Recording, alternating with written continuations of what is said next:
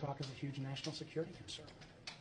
I can't think of a potentially more powerful propaganda tool. Propaganda tool? Did he just say propaganda tool? I'm sorry, sir. I thought the national security threat was in terms of data collection.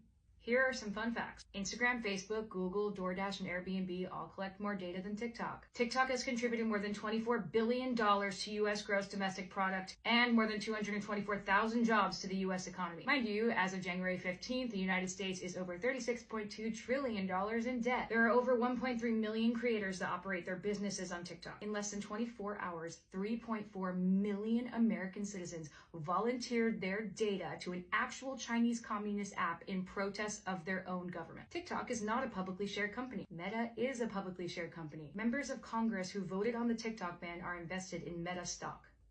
Meet your politicians. Senator Markway Mullen purchased between $15,000 and $50,000 of Meta shares on January 2nd, 2024 and January 26, 2024. Mike McCall, who introduced the TikTok ban legislation, was a little bit sneakier about it by using his family's trust to purchase his Meta stock. Representative Byron Donald voted yay and purchased Meta stock on December 6th. Representative Greg Stanton voted yay and purchased Meta stock on November 9th, 2023. Representative Diana Harshbarger voted yay and purchased Meta stock on March 3rd, 2023. Representative Ro Khanna voted nay but purchased Meta stock on November 7th. Representative Dan Crenshaw voted yay and purchased Meta stock on December 2nd, 2022. Representative Marjorie Taylor Greene voted yay and purchased Meta stock on December 30th. The list goes on and on. You guys can look it up. Members of Congress are actually required by law to disclose their financial transactions, including stock trades, under the Stock Act. Ironically, the purpose of that law is to make sure that Congress members do not make any major decisions if there's a personal financial benefit. The irony of fear-mongering a nation about the threat of Chinese communism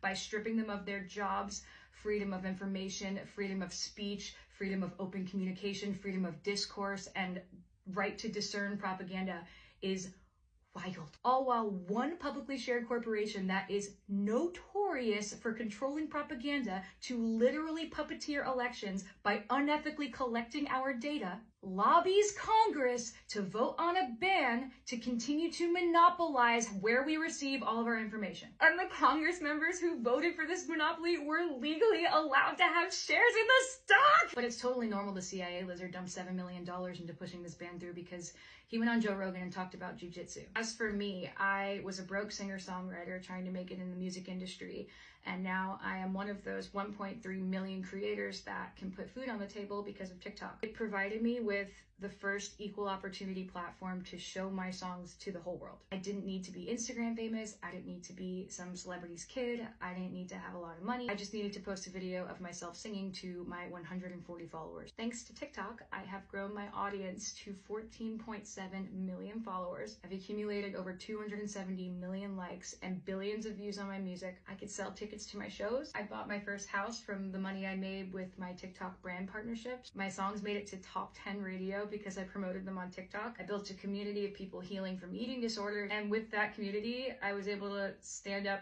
to a multi-million-dollar corporation called Victoria's Secret. I got to sing songs with first responders, doctors, small business owners, artists, kids, grandparents, Olympians, magicians, veterans, triple amputees. My TikTok account was not only mine.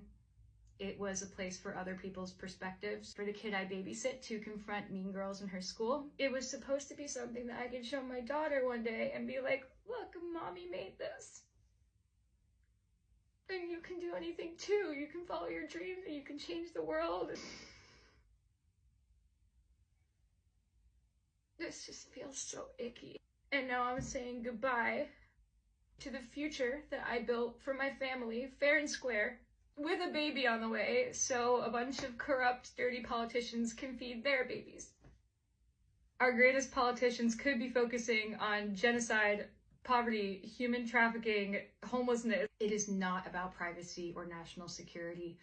It is all about control. China doesn't want to spy on people pooping while they watch you Get Ready With Me. The government doesn't even hate TikTok. In fact, most of the Congress members that voted to ban TikTok are actually on TikTok, as are all their spouses and children. What the government hates is losing money out of their own pockets. The government hates losing control of the information we receive. And most importantly, the government hates when we talk to each other.